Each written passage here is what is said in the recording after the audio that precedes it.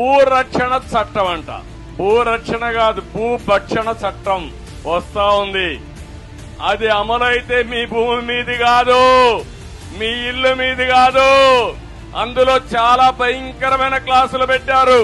నీ భూమి సైకో వేరే వాళ్ళ పేరు మార్చేస్తే మీరు ఎంఆర్ఓ కంప్లైంట్ చేయడానికి కూడా వీలు కాదు.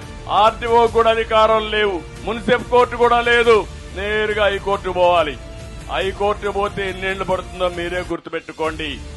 అంటే మన భూమి, మన పట్టాదారు పాస్ పుస్తకం పైన ఈయన బొమ్మ వేసుకున్నాడు. ఇప్పుడేం చేస్తున్నాడు? సర్వే పేరుతో మన పొలం చుట్టూ రాళ్లు పెట్టి ఆయన బొమ్మ వేసుకుంటున్నాడు. పోతే పోయాడనుకున్నాం. కడాన మీ రికార్డులు తారుమారు చేసి, చట్టాలని తారుమారు చేసి అది కూడా కొట్టేయాలని ప్రయత్నం చేస్తున్నాడు. నేను ఒకటే చెప్తున్నా, భూరక్షణ చట్టం కాదు, ఇది భూభక్షణ చట్టం. తెలుగుదేశం పార్టీ ఎట్టి పరిస్థితుల్లో దీన్ని ఆమోదించాం, క్యాన్సిల్ చేస్తాం.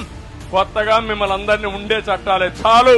ప్రజల ఆస్తులకు రక్షణ లేని చట్టాలు మనకెందుకని అడుగుతున్నా.